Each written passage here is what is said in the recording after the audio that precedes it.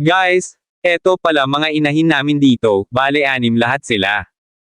Kailangan pag mag-alaga tayo ng mga inahin, malinis palagi mga tangkal nila at mayroon tayong tubig panglinis at paligo sa mga inahin para fresh sila palagi at hindi sila ma-stress at maapektuhan lalo na sa tag-init, at kailangan din malayo sa kabahayan at kailangan din sa mga inahin malamig ang lugar at may puno sa gilid para hindi sila mainitan.